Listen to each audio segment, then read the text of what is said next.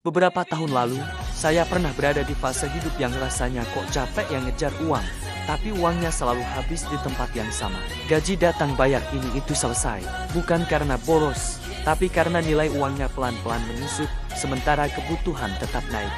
Sampai suatu hari saya dikenalkan pada satu kebiasaan sederhana, menyimpan hasil kerja dalam bentuk emas, sedikit demi sedikit. Bukan emas yang harus jutaan, bukan emas yang bikin stres, cukup konsisten, cukup disiplin.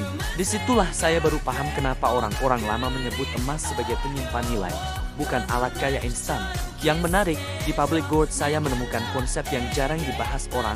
Kita bisa menabung emas Public Gold emas mulai dari nominal kecil. Emasnya jelas, tercatat, Andy bisa ditarik fisiknya. Dan yang paling terasa, tidak tergoda untuk dipakai, karena bentuknya bukan uang tunai. Awalnya saya pikir ini cuma soal simpan nilai.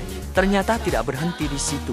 Tanpa sadar, ketika saya mulai berbagi cerita yang sama ke orang-orang terdekat, bukan ngajak, cuma berbagi pengalaman, ada yang ikut mulai nabung juga. Dari situ saya baru paham, ternyata Public Gold tidak hanya soal emas, tapi soal sistem.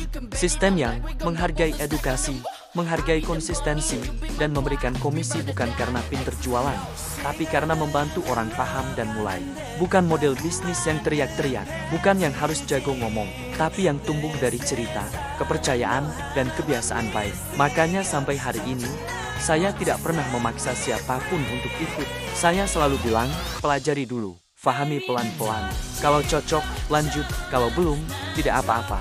Kalau kamu penasaran dan ingin melihat sendiri seperti apa sistemnya, aku sarankan mulai dari sini dulu. Tidak perlu langsung buat akun, tidak perlu langsung memutuskan. Cukup baca, pahami, dan rasakan sendiri apakah ini nyambung dengan cara berpikirmu tentang uang, masa depan, dan ketenangan finansial. Karena keputusan terbaik selalu datang dari pemahaman, bukan dari paksaan.